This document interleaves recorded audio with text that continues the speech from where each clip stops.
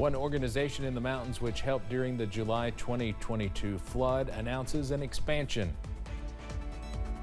And Virginia State Police begin to crack down on illegal gaming operations, mostly thanks to their gaming tip line.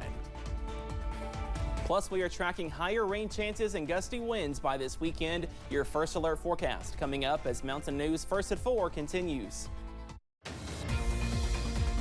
Mountain News First at 4 continues.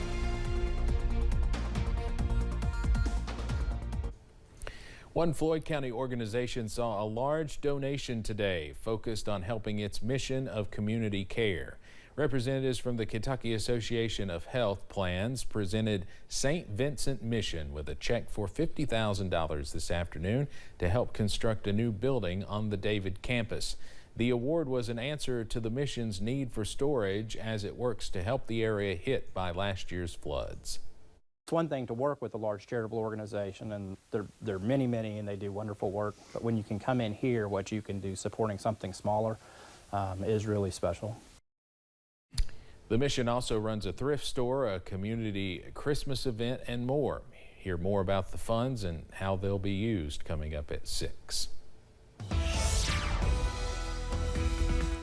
We are tracking some chilly, also gloomy weather across the mountains on this Wednesday afternoon. Let's take a live look from Buffalo Mountain. That current temperature is 37 degrees. So once again, we are well below average, also cloudy over at this location as well. After some snow showers and snow flurries earlier this morning, we are tracking some drier conditions as we go into this evening. Also tonight, as high pressure begins to take over. So if you have those plans this evening, we stay dry but gloomy, and those temperatures also chilly at this hour, down to 41 for Manchester. Also Somerset, 39 for London, also Williamsburg, and 38 over in Jackson. We should be close to 50, so we are well below average for this Wednesday, but some milder weather is on tap on Thursday, also Friday. As high pressure takes over, we do see some more sunshine, also dry weather on Thursday, Friday, but more showers and breezy weather is on the way by this weekend before once again another cool down by this time next week. Watching out for some 40s on Monday, Tuesday, Wednesday, but before that, some more showers and breezy weather this weekend.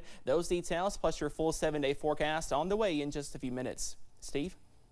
Cameron, thank you. Virginia State Police are cracking down on businesses and people who are operating illegal gaming systems, including skilled gaming machines.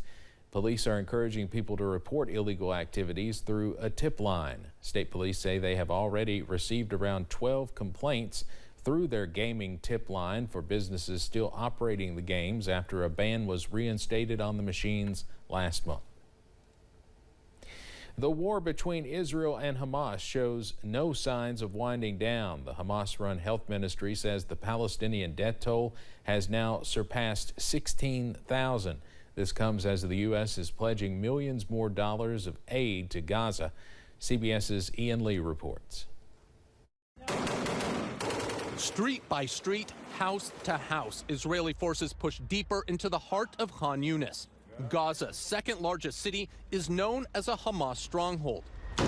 Military leaders say they're locked in the most intense fighting of the war. The United Nations is calling the situation in southern Gaza apocalyptic. Early Wednesday, a security guard shot in the air to disperse desperate Palestinians looting a shop. They're struggling to survive as airstrikes reduce entire neighborhoods to rubble.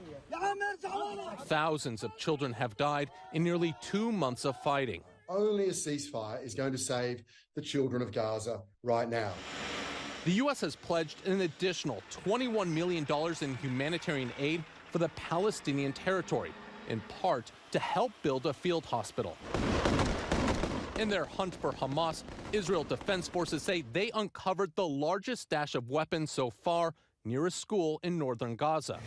But their mission to bring hostages home is paramount. I missed you. I missed you too, baby.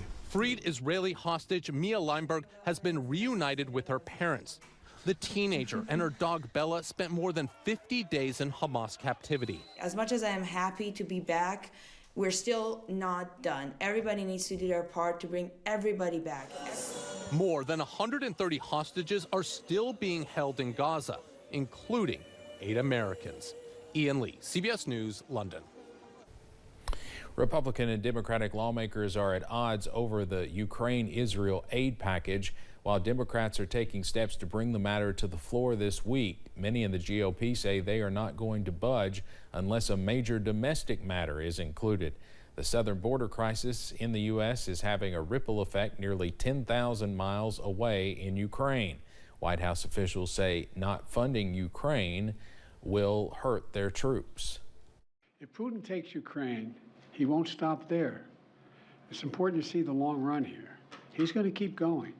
He's made that pretty clear. If Putin attacks a NATO ally, if he keeps going, and then he attacks a NATO ally, where we've committed as a NATO member that we defend every inch of NATO territory, then we'll have something that we don't seek and that we don't have today. American troops fighting Russian troops. President Biden says that would result, as he just said, in American troops fighting Russian troops. Officials at the Kremlin have declined public discussion on the recent U.S. proposal for the exchange of American prisoners. State Department spokesman Matthew Miller says Washington had presented a new and significant proposal to Moscow in recent weeks to secure the release of former Marine Paul Whelan and Wall Street Journal reporter Evan Gershkovich, but Moscow rejected it. Coming up on First at 4, 4 Republican presidential candidates are set to square off in a debate tonight in Alabama. We'll check in with WYMT Washington correspondent Peter Zampa, who is in Tuscaloosa, next.